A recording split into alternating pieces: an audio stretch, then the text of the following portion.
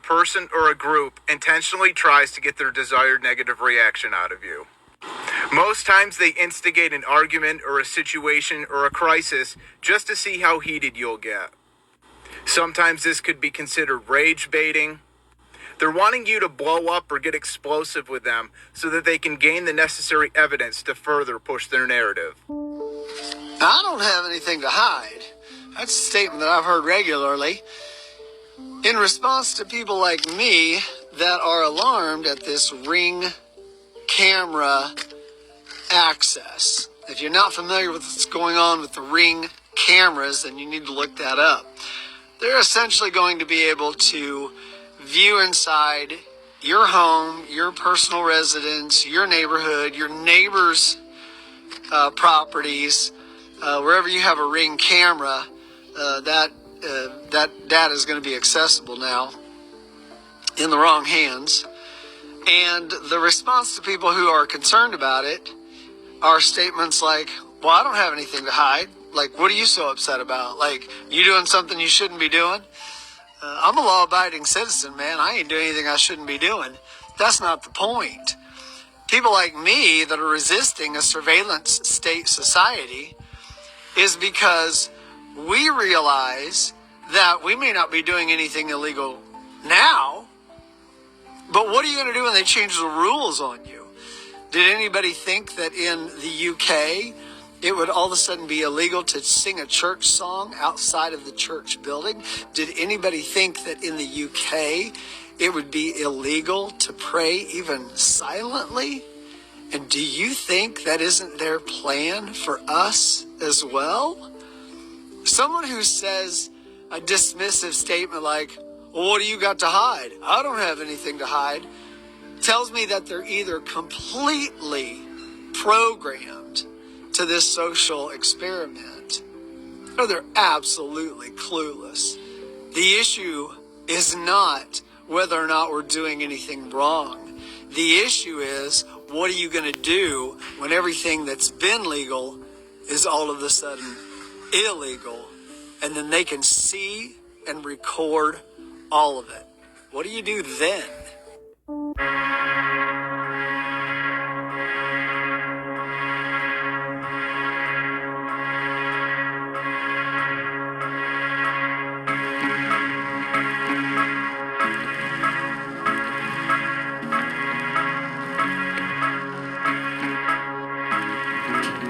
Neighborhood watch groups were originally built for safety, to be the eyes and the ears of the police, but in some cases, they've actually been weaponized. So here's how that works. So law enforcement fusion centers or even private security networks, and oftentimes private security contractors here lately, can funnel tips and suspicious activity requests to neighborhood watch groups. That means that ordinary civilians sometimes get encouraged to monitor specific people, maybe even you, taking pictures, reporting movements, or even staging these weird constant coincidences. That blurs the line between community safety and targeted harassment, especially when these operations are based on false information given to the watch groups. When civilians are essentially deputized, there's little oversight of what they do. And it creates this system where bias, personal grudges, or misinformation can spiral into real surveillance and intimidation in real life. The legal gray area is that neighborhood watch isn't sworn law enforcement, but when it acts as an extension of police, the same constitutional protections should apply to them. Courts have started questioning just how far this outsourcing of surveillance can go before it violates people's rights. Next time you see a neighborhood watch sign, remember, it can mean safety, or it can mean you're living under the eyes of deputized civilians. You got to be able to take abuse. You got to be able to have people talk crazy about you.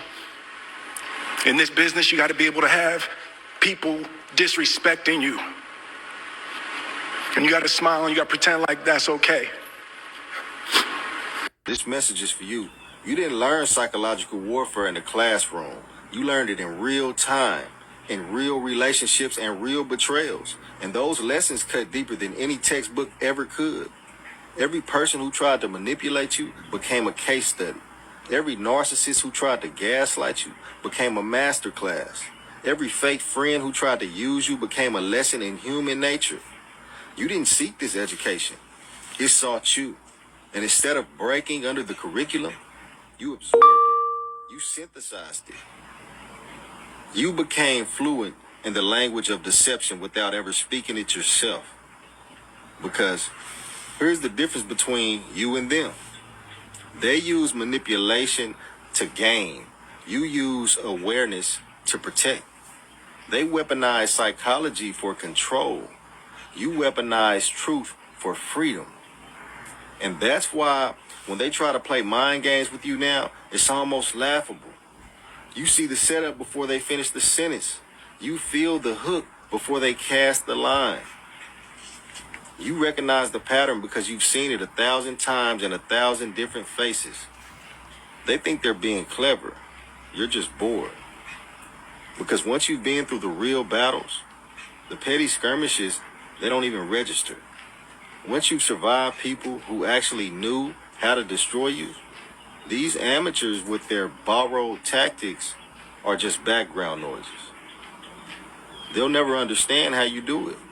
How you can sit in a room full of people and know exactly who's lying, who's performing, who's hiding something, and who's about to betray who. You don't even have to try. It's like breathing now, automatic, effortless. You've been doing it so long that it's just part of how you exist. And when they ask, how did you know? You can't even explain it because it's not a logical process. It's intuitive. It's felt. It's the accumulation of 10,000 micro observations your subconscious makes that your conscious mind only catches up to later. You become a walking lie detector, a human behavioral analysis system. Not because you wanted to be, because you had to be. Because the cost of not seeing clearly was too high. The price of trusting the wrong person was too steep. So your system adapted. Your perception sharpened. Your instincts became ruthless. And now you can't turn it off even if you wanted to. Drayton, who was arrested in North Hollywood for allegedly kidnapping, raping, and torturing a woman here after he's accused of murdering a woman in New York. And after this interview, it is clear his mental health will likely be a big part of his defense. Calling himself a good person who heard voices in his head, accused killer and confessed serial killer Daniel Drayton, seen here being taken into custody last week in North Hollywood, spoke from the Men's Central Jail in downtown Los Angeles with the New York Daily News, an interview in which he admitted to killing New York nurse Samantha Stewart. I really liked her, Drayton told the Daily News. I didn't want to kill her. They told me she had to die. They would be voices in his head that Drayton went into further detail about. I'm a passenger in my own body, he repeated over and over. It's mind control. They use direct energy weapons on me to control my mind. Drayton said he suffered from schizophrenia and bipolar disorder and has admitted to several more murders, but police aren't sure whether they actually happened. Authorities were able to track Drayton from New York to L.A., where Drayton said he hoped his crime spree would come to an end. I wanted to get caught, he said. I took some of her things with me and used them. I kept my same phone. I knew they could track it. I didn't want anyone else to get hurt. Well, someone had. In North Hollywood, he kidnapped, raped, and strangled another woman, telling the Daily News he thought he had actually killed her until she stirred. He says he considered killing himself, but by then authorities had moved in and placed him under arrest. When people feel like they're being watched or under surveillance, whether it's just in their head or actually happening, it changes how they think. Constant monitoring breeds stress, so your body stays in fight or flight mode like there's always danger right around the corner. That's what these tactics are intended to do, to hijack your body's fight or flight response. That stress easily turns into paranoia. You start second guessing everything, like a stranger's glance, like a car parked outside, or even your own phone buzzing. That line between what's real and what's imagined gets blurry, and that's the point of psychological pressure. The deeper damage is trust. Surveillance makes you question not just institutions, but friends, family, neighbors, and your own support group. If you believe someone could be reporting on you, how do you open up? How do you ever feel safe? That isolation is exactly what breaks people down. The reality is, whether through watch lists, fusion centers, or digital tracking, surveillance doesn't just collect information, it changes people's behaviors. People censor themselves, relationships get strained, and entire communities feel less connected. That's why privacy isn't just about data, it's about protecting your mental health, human connection, and the ability to live without constant fear, because nobody deserves that. When surveillance erodes trust, it erodes freedom. And I'm here to help you get your freedom back. So stay informed, stay aware, stay clean, and stay up. When people